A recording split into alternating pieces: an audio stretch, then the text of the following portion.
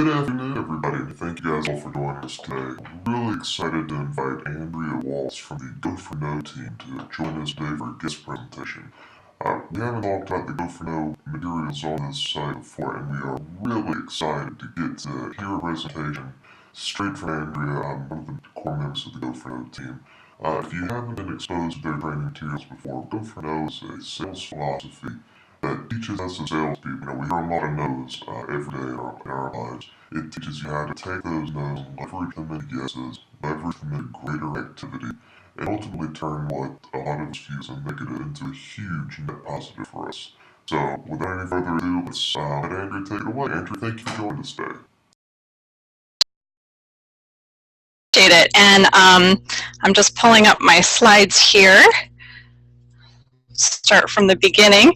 I'm super excited to be on the webinar today talking about the Go for No concept and basically what it means. And Richard and I always like to joke that our favorite word in the whole world is the word no. And for a lot of people that seems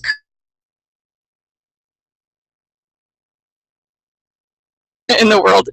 Everyone loves the word yes, everyone hates the word no, or at best, it's neutral. For those of you who made the decision to join me today, I'm guessing that you did so because there's something about rejection that's an issue for you. And you're not alone. Rejection that people encounter, especially in your industry, is an obstacle. And you can rest assured that I'm not going to tell you that it's in your head. I'm not going to tell you that you just need to ignore it. Our position really is that you should come straight at rejection and literally overcome it. Now we know that since yeses pay the bills, everyone, again, they love yes, they hate no, but the no's are inevitable. And it pays to make the no's work for you as opposed to working against you. And so what I'm going to be talking today is, teaching today, is this idea and this strategy of really intentionally increasing your failure rate. And that means intentionally going out of your way to get more no's. So what we're doing today is we're really adding this skill and we're really removing what is a restrainer. So the skill fundamentally is in overcoming and handling rejection appropriately. The restrainer, you can think of it kind of like your car. And you think about a restrainer, you put gas in your car, which is really all the skills and training that you get in your business, that you get in your industry. And you're revving up and you think you should be going, you think you should be driving ahead, but nothing happens, right? And the reason nothing happens is because your foot is on the brake. That's the restrainer. Your foot's on the brake. Your foot is simultaneously on the gas. You're all fueled up. You're ready to go, but you don't move anywhere. And you don't move anywhere because it's the rejection.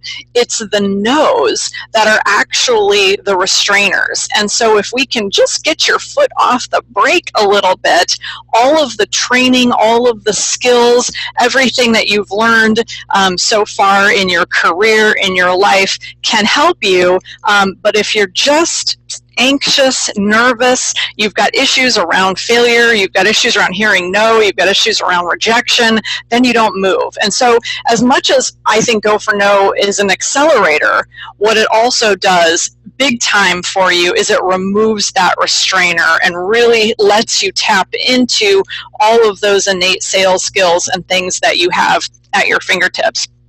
So having said that, let's see here, trying to forward my screen.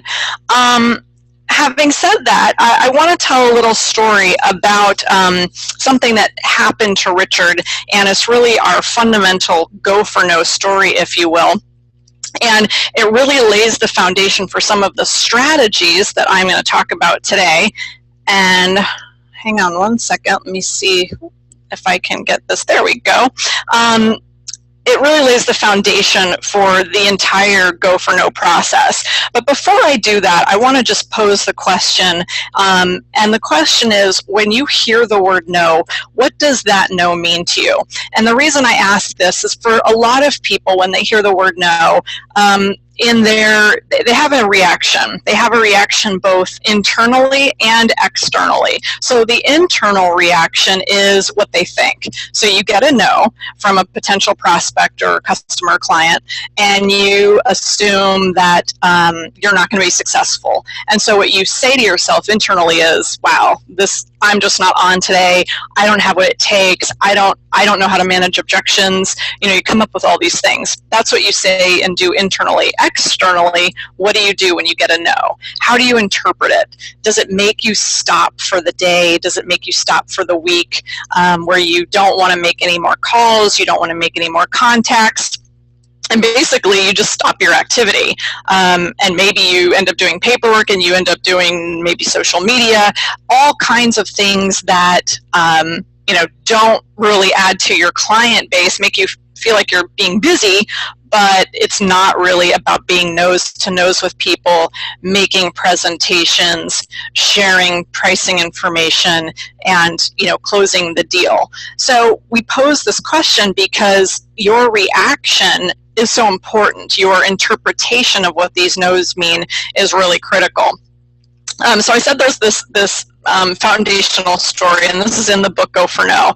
And I like to share this story about Richard's life-changing moment because this really is what he shared with me that changed my life and helped me learn the Go for No philosophy.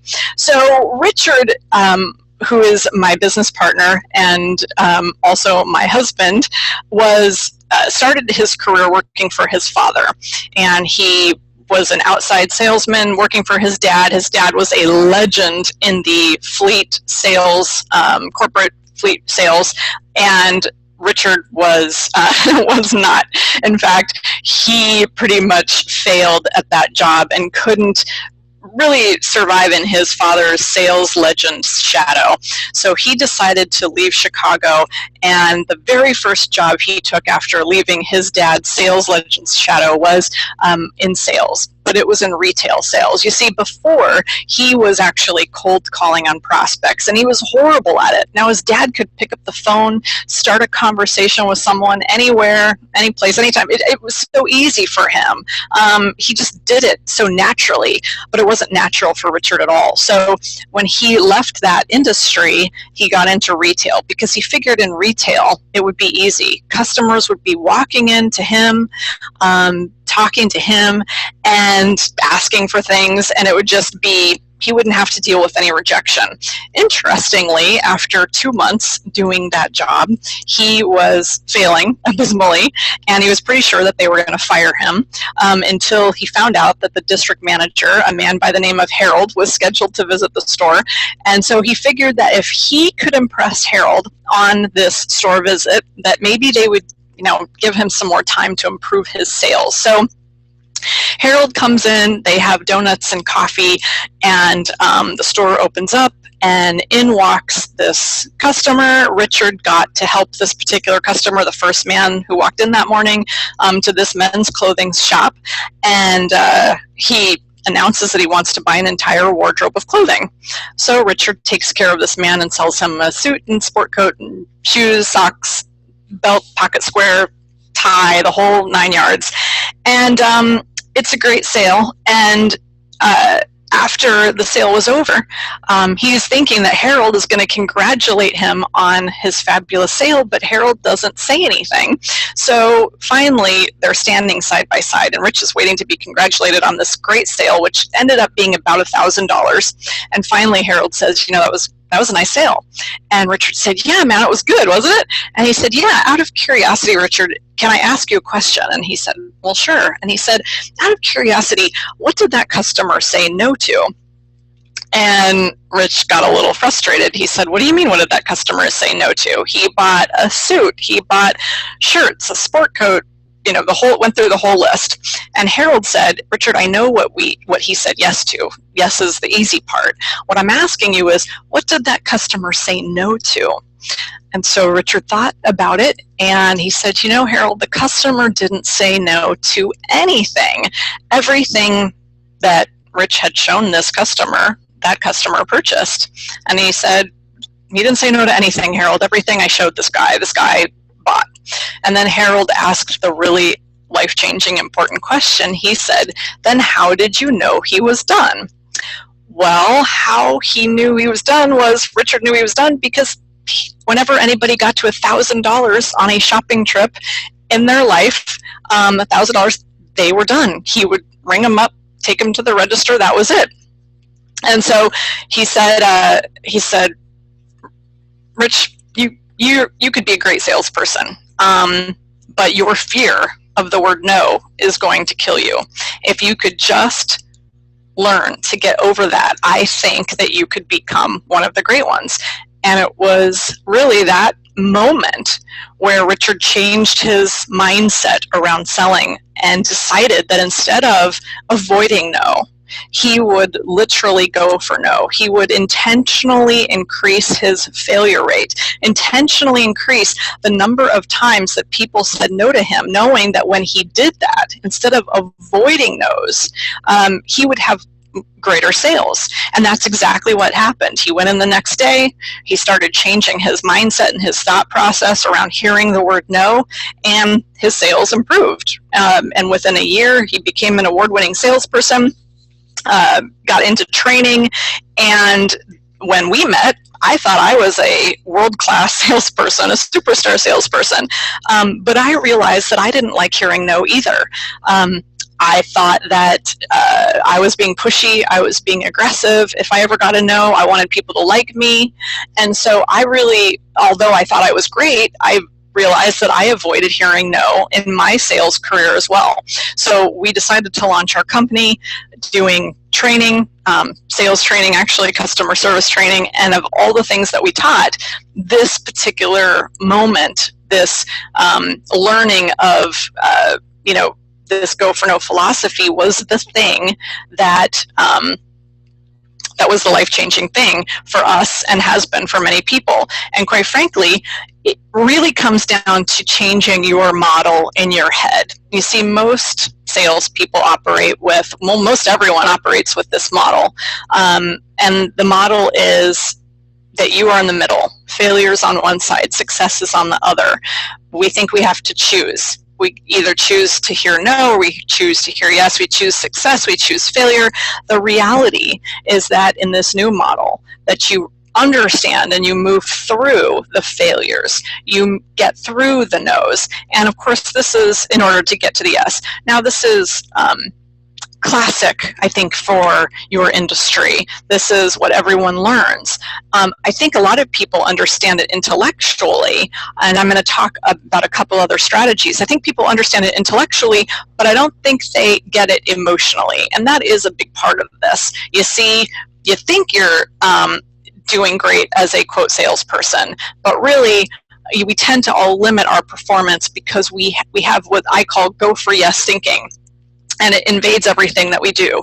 We prejudge people based on whether we think they're going to say yes or no. We make decisions about what people are going to do, what they're going to decide, what they're going to invest, what their budget is, all based on our own preconceived notions about whether they're going to say yes, whether they're going to say no, what they have. All of that prejudging has to do with living in a go for yes world. So after laying a little bit of this go for no foundation, I'm going to talk a few strategies here that you can start applying in your business immediately. So here's the first one. In addition to yes goals, you've got to have no goals. So here's what I mean by that. Yes goals are the goals that you have for volume, sales dollars, number of customers that you want to meet with, the number of customers that you end up closing. I mean, all of these are yes goals.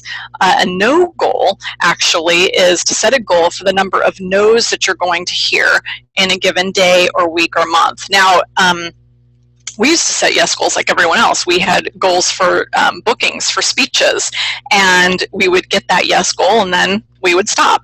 And that's what most people do when they hit their yes goal, when they hit their volume goal, when they hit their number of appointments they want to have, they just stop because they hit the yes goal.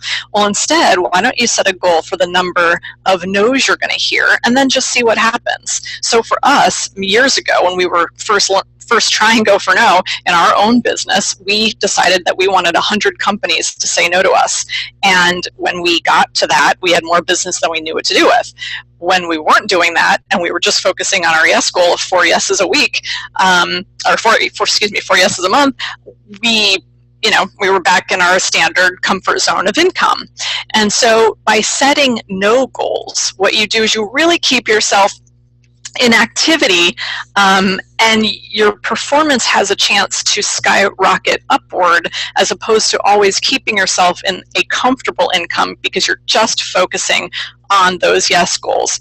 Now, this one gets a little controversial, and it fundamentally has to do with the idea of getting out there and presenting often, telling your story to as many people as you can, as fast as you can. Now, in this particular concept, what we're talking about here is quantity. Obviously, is the number of people, prospects that you approach with your business. Quality is how well you explain the features and benefits of what you offer. The reason we bring something like this up in a presentation like this is that most people, and this is just a small philosophical point really, but most people spend so much time trying to perfect their approach, trying to perfect their presentation, working on those skills, that they never get a chance to impact the quantity of people that they're telling their story to, that they're approaching with their product and service. And so as a result, what happens is they don't have a lot of people in their pipeline. So when they do get a no, it's devastating because there's not a lot of people that they are talking to and then putting in their funnel, so to speak. So really, when you up your quantity of presentations and you focus on upping your quantity of presentations, and you're presenting to a lot of people and you're putting them in your funnel and you're putting them in your pipeline, we're not saying that you shouldn't have both. Ideally, you want to have both. You want to have a high quantity and great quality of presentation.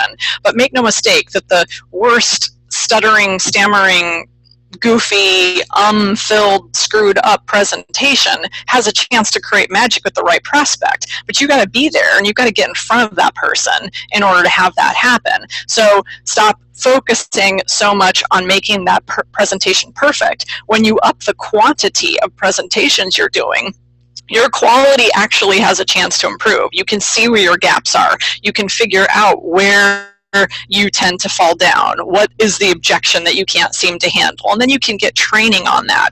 But if you're just always focused on quality, while that's good and we want to have both together, up the quantity of presentations. And that really is a go for no philosophy. This was actually a phrase from Richard's father: unseen, untold, unsold. That's what he had. He had that on his telephone receiver. And the point of that is that selling is nothing more than telling your story to as many people as you can, as fast as you can. It's getting out there. It's letting people know what you do. And then it's staying in contact with them when they tell you no. And most likely they will. That's just the reality of it. So I said at the beginning of this, we're not going to sugarcoat it. We're not going to pretend that rejection doesn't exist, that it's all in your head. No, quite frankly, you're going to hear no's, and after listening to this, hopefully you'll intentionally increase the number of no's you're hearing, and then you've got to have a system in place to follow up with all those no's, and I'll share some persistence statistics with you in just a second. So hopefully I've kind of sold you on the philosophical strategy of increasing your no's, going out there, making more presentations, hearing no more often. But emotionally, it's devastating. And so there's a mantra that we didn't create this. I think we got this from Jack Canfield, actually. And the mantra is, some will, some won't, so what? Someone's waiting. Some will. It's going to be easy. They're going to like your presentation. They're going to like what you have to say. Some won't. Some just don't get it. They don't understand.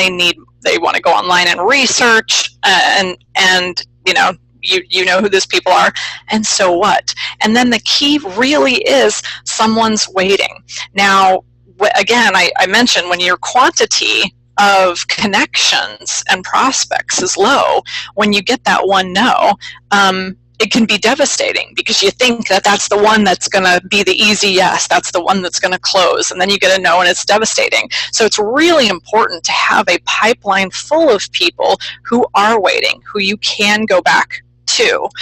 Living in a go for yes world, what tends to happen is we're always judging who's going to say yes. So in a go for yes world, for example, someone might meet somebody in a networking meeting and get a business card, and then go back home or to their office and then think, I'm not going to contact this person, they're just going to tell me no, judging based on whatever information they gathered knowing this person, not even thinking about the referrals, not even thinking about other things that this person might be able to offer, or that you might be able to help. And so it's a very short-term, short-sighted thinking, and that's what we tend to do in a go for yes world.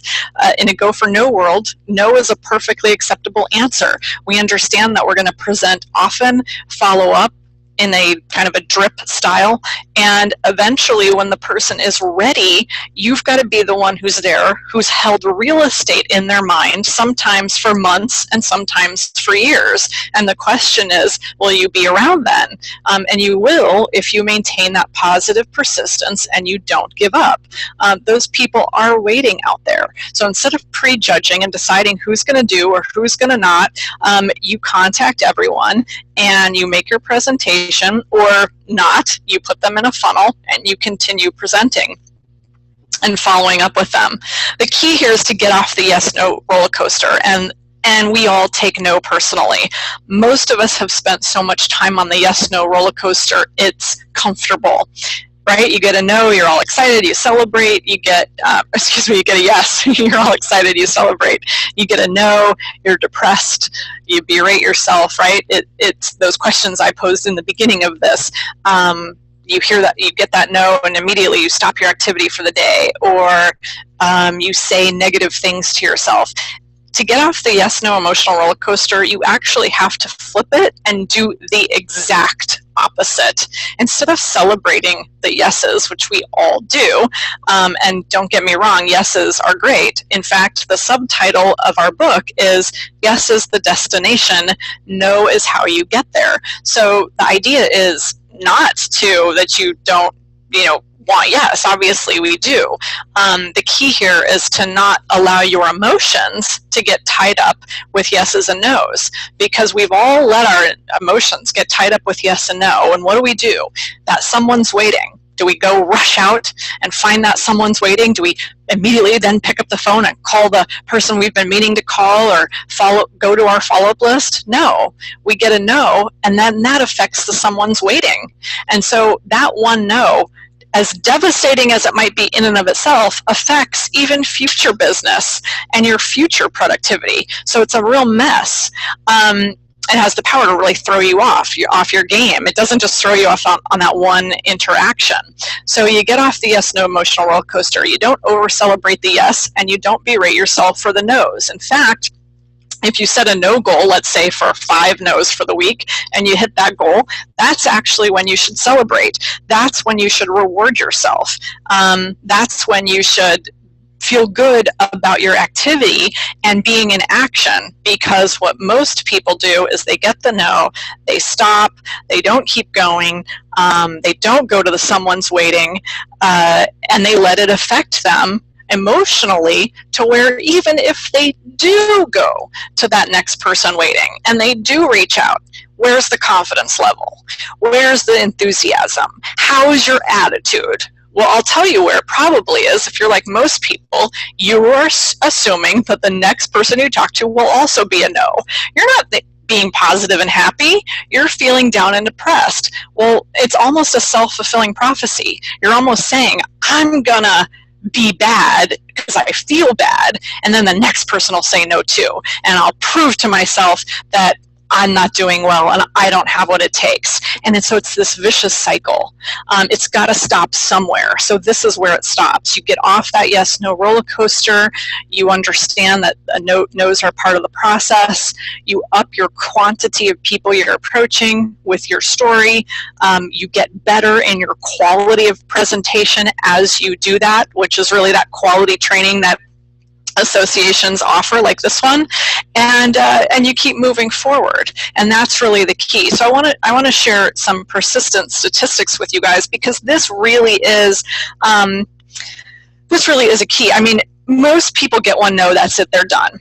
They never go back to this person. And in your business, the single greatest factor in making your time and activity pay off in your business, really, this is so true, the single greatest factor is going back to people who have told you no. So no doesn't mean never. No means not yet. Here's some statistics.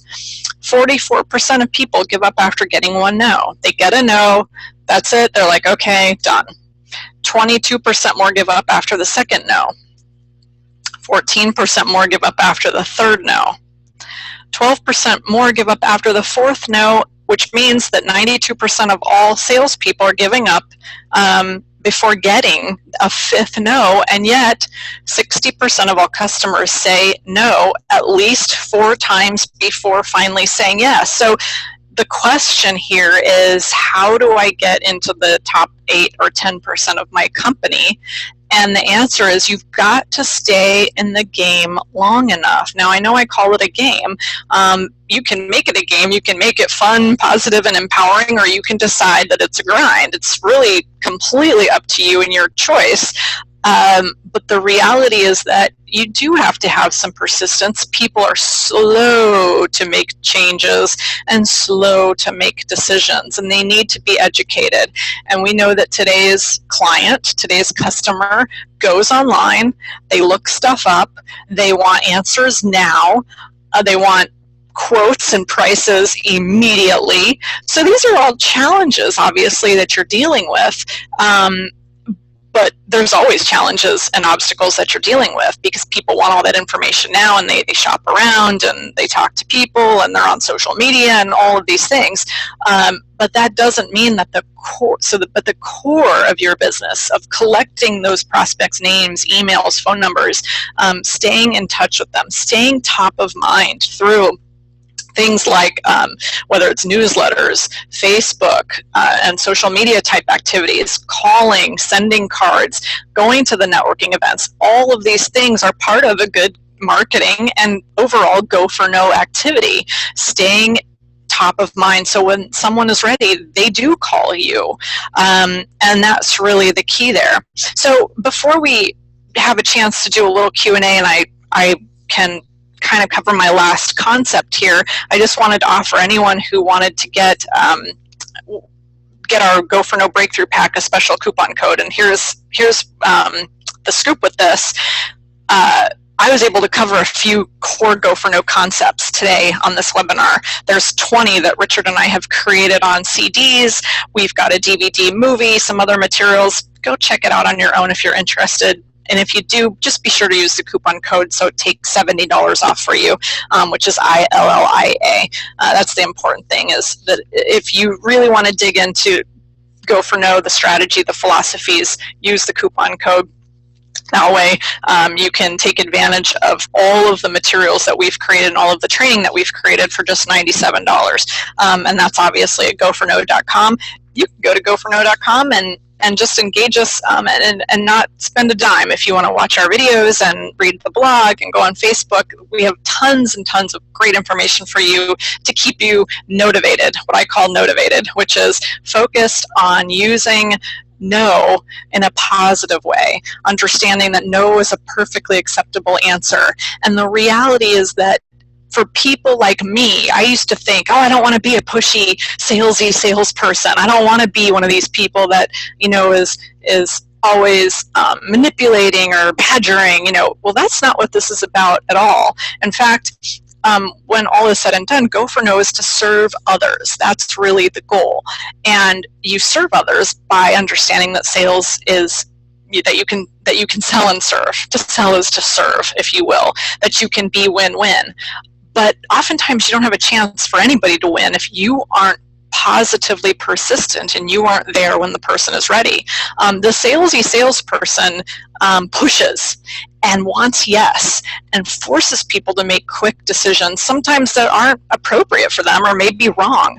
That's not what Go for No is about. Go for No is about positively persisting, getting that appointment, and then helping the person make the best choice for them when they're finally ready. And if today the answer is no and tomorrow the answer is no, that's okay. Eventually that person's going to be ready, and when they are ready, they're not going to feel like you pushed them into it, because what you understand is you're going to hear no a lot, and that no is a perfectly acceptable answer.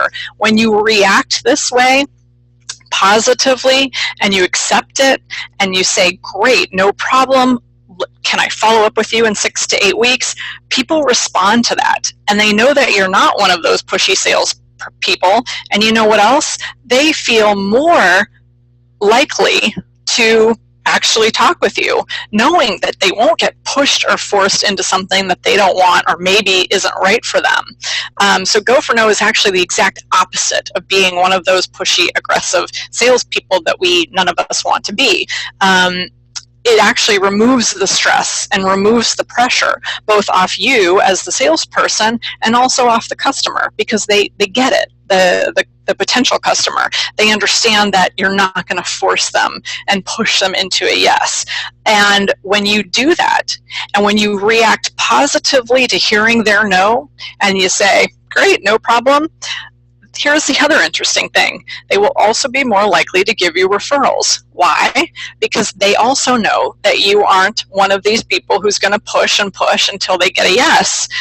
You're going to stay persistent over time and follow up with those no's, but you don't have to push and push right then and there. So that's the difference, is reduce the stress on them and yourself, reduce the pressure, increase the confidence level of yourself to overcome those no's, having a long-term persistent attitude. That's really what Go for No is all about. And when you do those things, the results will follow.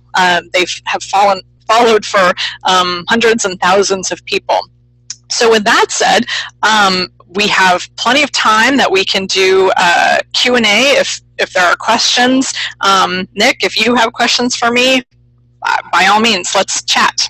Definitely, yeah. I've got a couple. Okay. And everybody else on the call, feel free to pop open the Q&A tab or the group chat tab and send your questions in that way.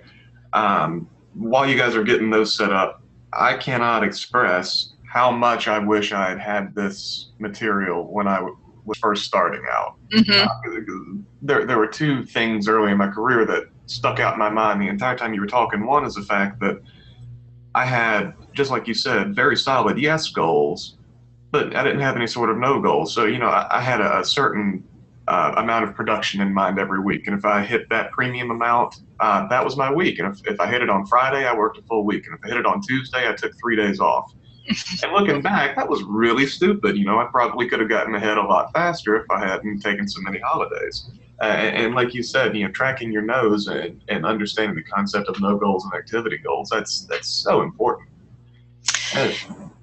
Yeah, absolutely. And just so you know, the interesting thing is we have, there's no way to set a no goal for anyone specifically. I will just give this little piece of advice. I mean, you can always back into it, and I think for your industry, I have heard over the years, 20 presentations, if you can give 20 presentations, for sure, you'll get, you might hear 19 no's, but you'll get 1 yes. So it's different for everybody, obviously, but you can back into your no goal. So if you find that that's your statistic, 1 in 10 or 1 in 20, then you can say, okay, well, if I want that 1 yes a week, then I do need those 20 no's. I do need those 20 presentations or those 5 presentations or whatever. And I want to touch too on what you said about actually getting out there and making those presentations and how important that is. Because I know that we have a lot of agents. I talked to an agent earlier this week, actually, that was in this exact spot, who has just a total case of paralysis by analysis. I mean, insurance is a pretty wide industry. There's a lot of different types of products, a lot of different approaches you can take, a lot of different markets you can work in. And if you get it in your head that you have to master all of this stuff before you go out and make a presentation, you're going to spend 6 months studying, and then when you're ready to go out and present something, you're not going to have any clients or any marketing money left because you burned it all up paying your bills. So, Yes. like you said, actually getting out there and making these presentations, not worrying about having everything down to the point where you're breathing at the right spots in your sentence. Forget that. Just get out there and make some presentations, get in the field, talk about this stuff. You're going to learn so much faster doing that than you will sitting there with a couple of brochures. Yeah, you're so right. And the other key to that is that people have to, and this is part of the reason why I share the failure model. I talked a little bit about, you, failure, success, you have a choice, do one or the other. And I think most people, obviously everyone who gets into this industry, they want to be successful and they don't want to waste time. They don't want to waste time, they don't want to waste money. But the irony is that, like you said, you can just spend all your money and all your time trying to be perfect, and people have to understand they're never going to be perfect. And when they give the perfect, I've given perfect presentations, flawless, and gotten no's, and I've given horrible presentations and gotten yeses. So the whole idea that you're going to somehow be able to control, and there's a certain personality to this, Nick, and people have to understand that. There's a certain personality sometimes with Go for No, and it's a person who, and maybe they gravitate towards this industry, little bit of a perfectionist, little bit of a, I don't want to fail, I'm going to be great, and I don't want to look stupid in front of somebody. I want to know all the answers, and this thing's got to go just right. And nothing does in any business. And so you've got to get rid of those perfectionistic tendencies or they'll kill you. Absolutely. And during our little conversation there, we had 2 people pop up and say, they've had problems with that in their career, that that they can really identify with that point. So I appreciate you guys mentioning that in the comments there. Let's see.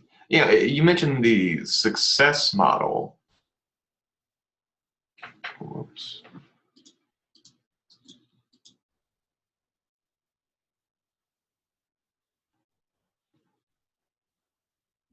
Prejudging and feeling like everything has to be perfect is the single greatest thing that can really ruin your ability to get out there. And it's what it really comes down to almost is self-sabotage. So one of the reasons why we share the failure models, and I make such a big deal about failure, is you've got to understand that you're going to have a certain amount of failures, no's, failures, and that part of what we do is give people permission to fail. Go out there and fail a little bit. You will learn so much more, especially for new people just getting in. You will learn so much more from that as opposed to your successes. And I think people who've been in the business for 10 or 20 years could probably agree with that. And I love that success and failure model, and the grass with the arrows on it. That's such a great thing for folks in this industry, especially to keep in mind, because I think we've all run into that brain dead sales manager that tells us you got to guide the conversation by asking questions that generate a yes response. Like, you love your children, don't you? You love your wife, don't you? This isn't important. And we get it drilled into our head that we've got to hear yes, yes, yes, yes, yes, yes, yes, because that's the only path to a sale. And the side effect of that is that we all believe that every time we hear something other than yes, we're getting further and further away from the sale. And it's just wrong. And this different paradigm, I think, is really, really important to kind of internalize, just like you said, because it's a mental difference and it's an emotional difference. It's a difference in the way you present. It makes a big impact. Right. And I'm glad you brought that up, because it's not to say that there are quality trainers out there giving quality training, meaning how to open the presentation, how to lead people down a certain path and close properly. And all of that I think is helpful, but I think what people do is they want to master that before they master the basics. And really the basics, I think, in your business, in any business, especially when you're trying to up your quantity of no's initially, is getting that appointment, being tenacious, contacting everyone that you have, however you're getting your leads, and contacting those people and really filling up your funnel. And then you can start worrying about some of those nuances and seeing, okay, where can I add this in? And when you try to completely master, and I'm saying this from experience because I've bought most sales courses out there, when you try to master some kind of process, sometimes it's hard to master it, especially if it's really detailed. So master certain elements, but get out there and get your quantity up. And I just want to add, Rick brought this up. He said, it was your book that really sold me on the concept and following up with you. He bought the $97 package, and he says, where can people buy the book, especially an autographed copy? Well, definitely they can just go to gofernode.com, but they need to make sure they specify an autographed copy, and then we can actually mail it here from our office as opposed to our fulfillment center. So anybody can get the book, and if you don't want it autographed, if you don't care about that, you can get it on Amazon as well. So thank you, Rick, for asking that as well. Absolutely, and yeah, and that $97 package, that really is a good deal. I mean, I'm sitting here with just a short PDF. I think it's 3 pages long from of your material, and I mean, it's gold. It's just pure gold here. It really is. And the coupon code there, I think there was a typo in the coupon code, if I can point that out. The association is ILIAA. Oh, right. ILIA. Yeah, that is the code. That is the code. No worries. I just wanted to make sure we were all on the same page about that. We are, yeah. And then, one other question. I know we joked around a little bit about this while we were on the dry run yesterday, about if no is the goal, why do we pay telemarketers for yeses rather than nos? And I'm going to take a guess at it, and then I want you to tell me if I'm right. Because I had the conversation today, I get the sense that, we kind of are paying telemarketers for nos in the process of paying them for these yeses, because a quality telemarketer is a telemarketer that's going for no. I mean, if you're on the phone, if your job is to generate leads over the phone, you got to get used to no's, and you've got to hunt them out because you want to get through them as quick as possible, because you know that the next yes is going to be behind one of them. Do you think I'm on the right track? Oh, totally. And I remember Rick bringing this up, and it's very true. People, I would be nice in a perfect world to get paid for the no's, and really, I remember one of the best speakers and sales trainers I've ever met, Joel Weldon, he's kind of a legend in the speaking industry. He said, as salespeople, professional salespeople, if sales were easy, first of all, people wouldn't be well paid. It'd be a low-paying, it's a higher skilled job in any different whatever field you're in exactly, but sales tends to be well paid, and because you are getting paid for the no's, that's really what you are getting paid. So unfortunately, businesses can't do that, or you don't do that, but as an entrepreneur, from an entrepreneurial mindset, I remember interviewing a lady who was a top earner in Mary Kay, and she figured out, she calculated her percentages and her dollars, and she realized that for every no that she got, she was actually making $50 based on her ratio of yeses and nos and her average ticket and all that. And so she taped a $50 bill to her phone, and every time she got a no, she would say to herself, thanks for the $50. We kind of have to do that for ourselves and be our own personal motivator, if you will. I use the word motivation all the time, because unfortunately we don't get rewarded for the no's. And I think sales leaders and sales managers sometimes, because they're so results focused, they celebrate the yeses really well and reward people for the yeses, but I would make the case that if you had somebody sitting in the corner who just got 100 no's in a row, that activity, if they are working those people and planting those seeds, that a lot of that will harvest later on. You just don't see that. I love that, and we spend a lot of time here talking about, in our other training webinars, about tracking your sales, tracking your ROI, tracking the yeses you get and the things that result from it. And now all of a sudden I feel very remiss, because what you just said about this lady who's tracked her nose and realized the actual monetary value of her nose, like we talk about realizing the monetary value of your yeses. That's brilliant. That's beautiful. And what a mental shift that's got to be. And we all know, everyone can hear in your voice if you're having a good time on the phone. Everyone wants to buy from the salesperson that has a smile on their face and is a pleasure to talk to, not the grumpy guy who's calling, hey, you want insurance? Well, screw you too. What a mental shift, and what a huge difference that makes. I love that. Absolutely love that. Exactly. It really is all in your attitude, and it's kind of a self-fulfilling prophecy. Like I said, you feel bad about the no's, then you feel bad. You're not an up person to be around, and we know salespeople, have got to have a enthusiasm and bring a joy to talking to people, because that's really, that's who people respond to. That is how you are influential, and influence has a lot to do with this. Rick just wants to point out how much better he feels about his high school experience, because he got a ton of no's from girls and thought he was a failure, but apparently he was a huge success, so that's correct. Why am I not surprised that Rick brought that up too? I don't even know him that well, but I'm getting to know him now. You get to know Rick real quickly. Yeah. Well, I tell you what, I think we've reached the end of the questions I had, and I think we've reached the end of the questions the audience had as well. I loved this. This was a brilliant presentation. I got so much out of this. I know that everybody else on the call did too. Please go to their website and take advantage of this deal. It's for $97.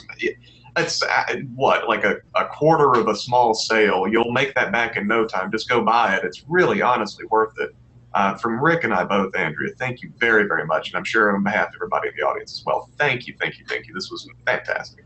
My pleasure. Thanks for having me, both of you. Wonderful. And guys, feel free to hit the website, shoot us any questions you have. Go for No as well. If you want to hit their website and get in contact with Andrea or Richard directly, I'm sure you can do that there. Andrea, once again, thank you. And thank you to everybody for coming out today. We have this recorded. We'll put it on the website soon. And we'll see you all next time. Goodbye, everyone.